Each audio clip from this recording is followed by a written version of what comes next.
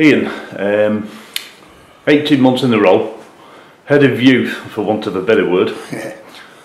What sort of progress have you made? Starting with the academies all the way through. I think we've made an awful lot of progress, really, Gordon. It's one of those where when we first arrived, the gaffer wasn't talking to the youth at all. There was no communication whatsoever. We moved that on. When he moved, we had then quite a big change in staff and personnel, and as part of that process we ended up in a situation where everybody in the club's now talking to each other. It's all connected. The coaches are getting involved in some of the things we do. Some of them came to the kids' Christmas party. The gaffer's very heavily involved in it. He's determined to get the youth transmitting through into the first team, which is all good, and I think we've come a long way. So much so, I think the last 3 weekends, the under 8s, 9s, 10s, 11s, 12s, 13s, 14s, 15s, 16s, all of them won the games. So I think there was one draw in those 3 weekends, so it's gone really well. Involvement with the manager has been missing for a number of years. But now we've got the situation where the manager is up on a Sunday morning out with the under 9s, under 10s. No, he's got the under 13s. He does the under 13s. So he trains them on a Monday night, Thursday night, whenever he can, and he then follows them round on a Sunday, and he coaches that team on a Sunday. So he's involved. He's seen the level of coaches that we've got. We've changed a few of our coaches within the structure and within the system as a result of his observations. But what we've got now is we've got like a Barcelona model. We've got all the teams from the 8s right the way through. They're starting to play the same style of football as the manager wants on the first team, and that's had some remarkable results, to be honest. I think we found ourselves the other week, we had to stop a game because the youth were winning so easily. So that caused problems for the other team, and it caused us problems because we were telling our lads that they hadn't to score any more goals because they were winning 13-0, and that was only at half time. So there's lots going on there. We've got some tremendous kids in the system, The under 9s, it's just like watching Barcelona. They're probably the strongest team we've got. Under 13s are strong. I think the 16s this year coming forward are not as strong as last year's, but the youth team at the moment is doing exceptionally well. Some great little talent in there. You talk about under 9s being ones to watch, but you're talking 10 years from potentially getting involved in the first team. Well, we didn't come here for a short fix, Gordon. We came here for a long-term relationship. And I think fans can realise that now. You know, we're going to have to do some difficult things going forward, but in the middle of it all, it's about trying to build for the future and take this club forward and have a continuum where we're getting players that are reaching the first team, and then if they have to be sold initially, they have to be sold. Every club has to go through that side of things, but at the moment it's more about let's try and get that group going. Let's try and get people moving from the youth into the first team, sorry. And I think you'll find that, you know, before the end of the season we'll have some of the youth lads actually playing in the first team, which will be the first time for 7 years, I believe. It'll be a while. Yeah. Gaffer calls it synergy. Synergy from the under 8s through to the first team. Is it that good? Is it? It is. It's like a mirror image.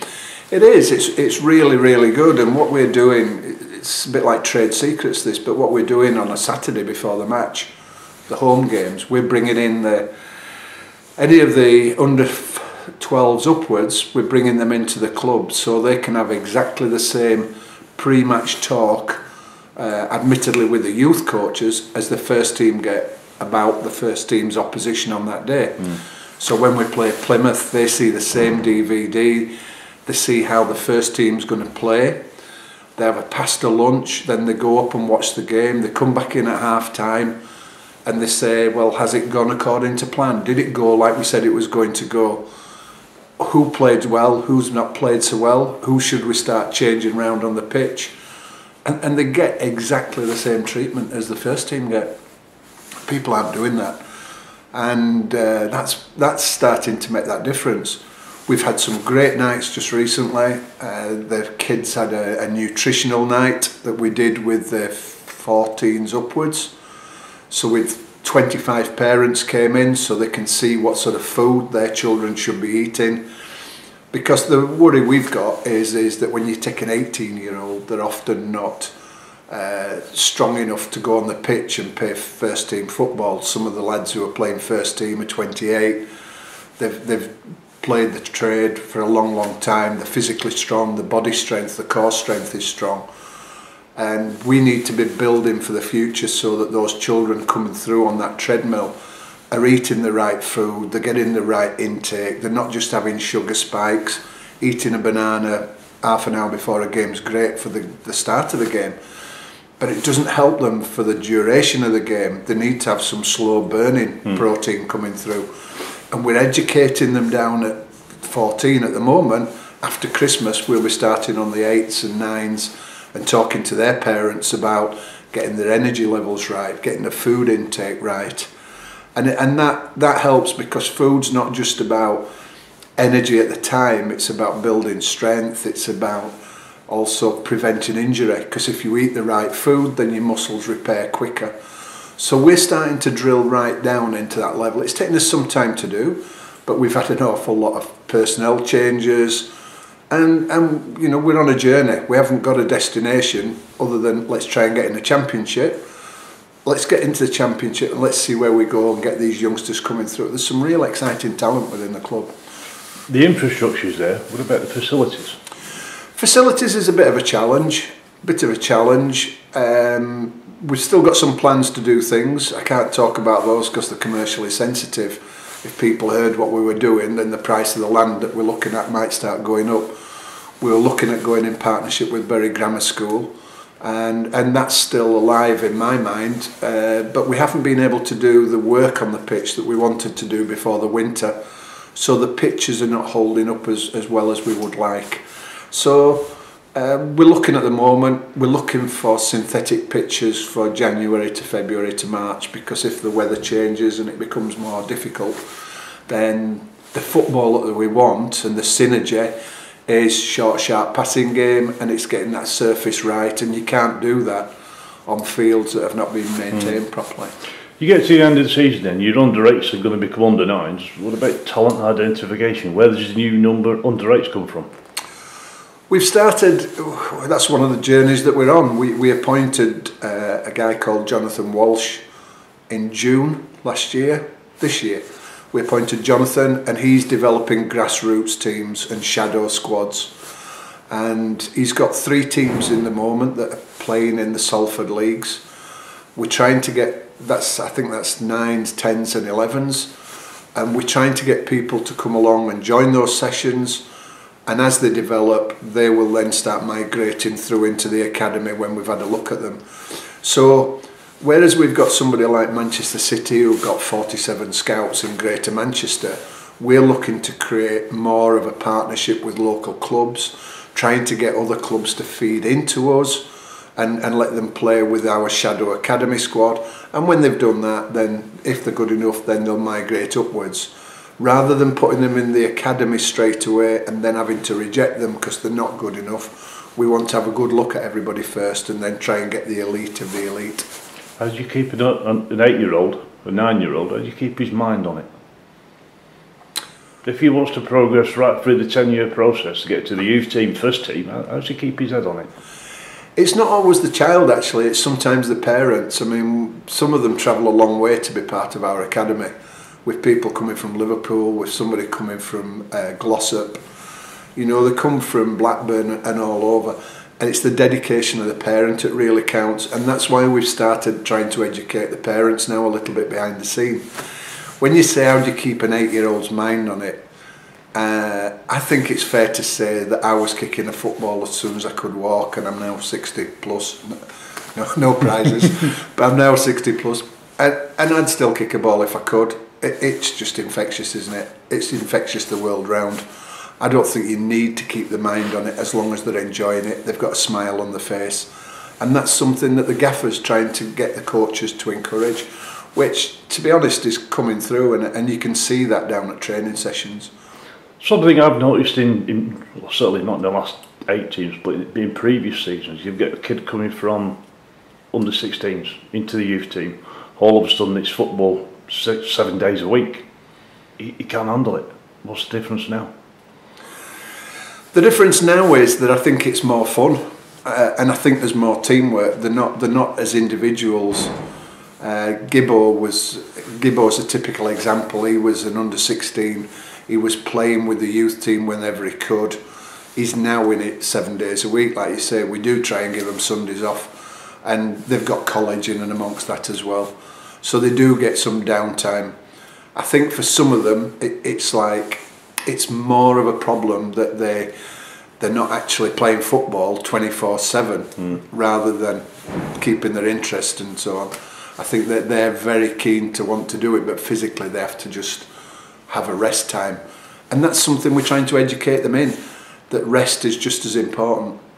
And also, I mean, this is another one, you've talked about that, but we're leading on now that when they're playing football, majority of the work is on the bottom half of the body, that they're running, they might do a few sit-ups. What we're now starting to encourage them is with the gym that we've got, and because we've got some great sponsors in service sport and people like that, that they can start doing their upper body work now, and they can start and be a bit stronger in the core body. So it all adds to a whole process. It's not just one little component part we're looking at everything. So what age do you look at a kid and think, he's got something, let's keep hold of this one? Is he an 8-year-old? Is he a 10-year-old, 12-year-old? Probably trade secrets would start and say that most clubs are now looking at 4-year-olds. Really? 4-year-olds. We're now looking at that age. We'll bring them into little training sessions and little tournaments. That's the role of Jonathan Walsh to go as we're going forward. Unfortunately for Jonathan, when he started, it was in the middle of the summer and the schools were just breaking up. Next summer you will see quite a few little boot camps starting up, where we're going to have sessions at different venues where 4-year-olds can go and be engaged in just chasing a ball around, and you'll start and see from the body shape, the body size, as to what sort of model you think they might grow into. So we're looking at that age, but the journey goes all the way through. You get hold of somebody who's a late developer, somebody, I mean, Man City, I remember when I was a lad, I had a guy called Tony Buck, who didn't play football until he was 28 in the professional leagues, and he ended up playing for City when they won the league, I think, with Colin Bell and all of those. So you look at somebody and it's when they develop, when they say they're ready, you can see it. The coaches will tell you that, but I'm not a coach. I keep out of that side. It's more than my life's worth. So youth team then, progress has been, well, it's just going up and up. Immense. Those, I mean, they've got the highlight coming up, Old Trafford next week. But if you go back, last year they were an exciting age group that were coming into the youth as 16-year-olds moving to 17-year-olds. And we had, I think we had 7 or 8 of them came through who have played together a long time in the academy. They're a really good group. Alan Moore and Vince and the others have done a great job on some of those lads. But you get natural talent groups that come through in little clusters, and that age group is really strong, combined with the group the year before. At the moment those youngsters are vying for top of the league all the time in the youth league. They've scored quite a lot of goals. They have a few lapses now and again which they keep being berated for, but they're getting stronger and stronger as a group. So much so when we played the Lancashire Cup at Southport last Tuesday night, there were 9 of those youngsters in that team. So they held their own against Southport, who beat Eastleigh in the FA Cup. And Southport had, I think they had 6 of their first team squad on the pitch and 5 of their lads who were recovering from injury. And they beat them 2-0. And the last goal, Khalid scored a goal in the last couple of minutes. He hadn't had his best of games, but he was still strong enough to hold off a mature bloke, a 26-year-old right back. And as he walked off, Khalid said to him, "What's it like to be beaten by a 16-year-old?" And that's the sort of team spirit that there is amongst them. They've got that strength to keep going. They've got that energy. They play for each other. they're just a great bunch of kids. You look at lads like Anthony Dudley, 16 goals in 14 games. Is that a fluke? Has he worked hard for that? Is that something special? Is he somebody who's going to go on? Duds, it's not really for me to get into the detail of that. I mean, Duds has scored a lot of goals, and I think he'll score goals wherever he goes. That's my opinion. I'm not a coach. Moving into the first team and coming up against some of the brutes of centre halves that we've got in the league at the moment, personally, I would say he'll find that a little bit harder to handle. He'll still get goals now and again, but there's a difference. And as somebody who's not played the game professionally, I can see Danny Rose, when he first came here, has matured 2 years in that time that he's been away and come back. He's a lot stronger for being away. And I think the gaffer's right to take the time that he's taking in dripping people into that first team. Exciting player. We know people are watching our youth team, whether they're watching Duds or whether they're watching Posher or whether they're watching Gibbo, Foldsey. They can be watching all of them because they're all good enough to move on in that particular squad. Is the aim to get these lads into the first team? Is it the aim to get them out and get some money for them? At this moment in time, we don't have to be a selling club. We've had an offer in the last 7 days from a Premier League club for one of our youth team squad academy players, and we've rejected it. We don't particularly need the money at that level. We would rather have them and develop them and nurture them. And I think there's also something working to our advantage now that players realise that if you go to City, you become one of 4 or 5 squads and there's only 11 play every Saturday. Whereas if you come to Bury, then you become one of 18 and you get a chance every week. So I think from where we're sat, the fact that they're in the system, they're starting to recognise that it's great to be at Bury. We've now got people phoning us up and asking us if their lads can come and train here and have trials here. We've had a lad in from Northern Ireland last week, Northern Ireland International. We've had a lad from Korea, with somebody from Botswana coming. And this is because the agents out there in the network are starting to signpost people into us. And Jack Ruddy, you know, he was living in Spain, his agent came, talked to us, and Jack is now firmly established within the youth team setup. And it's great, we've got competition down there with Reece and Jack as a Welsh international goalkeeper. There's not many youth teams, I see you've got 2 international keepers in your squad. No. Not at this level. No, and that causes its own little pressures, but by the same token, the guys are handling that quite well at the moment. But it's good, because that competition's healthy, and the other lads see it as well, so they're fighting for their places all the time. So Tuesday night is a reward? No, it's a stepping stone. I wouldn't say it's a reward. I think the lads have deserved it. They give their everything when they go out there and play. They're a joy to watch. I often go and watch them before I come and watch the first team, and the first team coaches all go and watch them before they play when they're at home. And they've been on a journey. They've beaten all the top of the league in that youth league, and they could have a really good run in this cup, because I firmly believe that Man United have switched this game to Old Trafford because they want to intimidate our lads. I think they feel that venue might be just something that they'll give them another couple of inches of opportunity, which ours have only played on the first team pitch 3 times, I think it is, over the course of their careers. From talking to a couple of lads, they don't see it that way, do they? Well, go on, you'll have to enlighten me on that one. Well, they just think they've got a chance to get something, eh? Oh, they have got a chance to get something. Yeah, they if they don't come away from there with a result, my wallet will be a few quid lighter. So overall, then, it's not steady progress; it's fast-moving progress. It's progress, but it's measured progress. It's measured progress. Ryan Kidd is doing wonders with that team, and him and his staff, Mark Litherland, have been brilliant on the EPPP, and the way they've got coaching regimes put into place and the plan that we're working on going forward is steady, measured and calculated. We're not going to throw, like you mentioned earlier, it won't be my call anyway, but I can't imagine Duds will be thrown onto that first team pitch until the gaffer's sure he's ready for it. So it is progress, but we want it to be progress with a capital B on it, and ours, nobody else's. And so, yeah, yes, it's a reward for them. Yes, there's a lot of excitement. The whole place is buzzing with the fact they're going to Old Trafford. But let's get Old Trafford out of the way and then go and do the same at City. Education. They get a lot of education while they're doing this process as well. Yeah, they do. We've scored really badly on the EPPP, the Elite Player Performance Plan that gives us some funding.